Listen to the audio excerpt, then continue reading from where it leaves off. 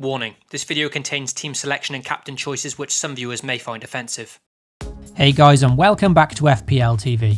Before starting today, a quick word about OneFootball who have kindly sponsored this video. The world's best football news app is now even better, relaunching with a fresh new design. Gain access to news, scores and stats from leagues all over the world, with a brand new interface that's cleaner, simpler and smarter than ever. As for FPL, you can follow each team in the Premier League and get live updates from all the goals and assists every game week. Download it for free using the link in the description box below. Firstly, apologies to all my subscribers for a lack of content over the last 2 weeks. But at the moment, with so many fixtures in doubt or getting rescheduled, the last thing I wanted to do is end up releasing false or outdated information. In terms of team selection, it's also been very difficult to plan or strategize lately, with so much information up in the air, and therefore making the game feel more like pot luck than anything else. I'll do my best to talk you through my plans for the upcoming game weeks, but even during the writing of this video today, Aston Villa's fixture against Tottenham in Game Week 18 has now been postponed, which once again affects my team significantly. Anyway, let's first quickly see how my team performed in Game Week 17, where there were no transfers made. It was a half-decent game week, with the key decision being captaining Son Heung-min against Leeds, who ended up being my highest scorer last week. For Game Week 17, I started Tyrick Mitchell at home to Sheffield United in the hope that he may keep his place in the Palace side after a solid display against Leicester. The 3.9 million budget option did indeed start for Palace and kept a clean sheet, so a satisfying return there. So Game Week 17 saw a score of 63 altogether, 7 points above the average. It was a score that essentially held my rank last week, providing a very small green arrow up to 880k. The big question now is what to do for Game Week 18 onwards, and with me not having activated any chips yet, and with 2 free transfers available, let's start by looking at how my team was lining up for blank Game Week 18. Heading into the game week, which as I'm sure you know by now is missing 8 teams, initially I was still able to field maybe 8 to 10 players, and with 2 free transfers also at my disposal, it was looking like I could save my free hit chip this week. However, there's now been even more developments during the making of this video, and now Aston Villa players won't feature in Game Week 18 anymore, having their game against Tottenham postponed.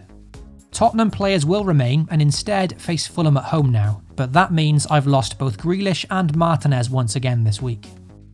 There's also been news of an injury to Calvert-Lewin now before Everton's game against Wolves, and with Charlie Taylor of Burnley also an injury concern, I'm now left with only 5 starters, and it's looking more and more likely that I'm going to be forced to use a chip this week. The first option is to simply use my free hit this week and put out a very strong side for Game Week 18, which is fast becoming a very tricky game week to manoeuvre. The second option, however, is to utilise an early wildcard this week instead, with a view to building a stronger team for Game Week 19, which as we know is a big double game week. And with this strategy, I could also look to take advantage of the bench boost chip that week as well. Firstly, let's look at a potential free hit team for Game Week 18.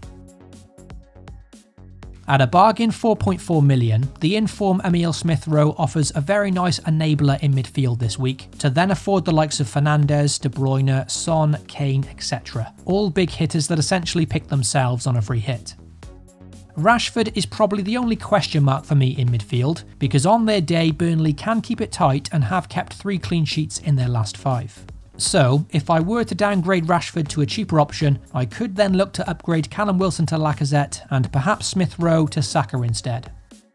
There's plenty of other options still in consideration for the free hit though, and one of them is to try and incorporate Raheem Sterling this week as a strong differential 1-week punt.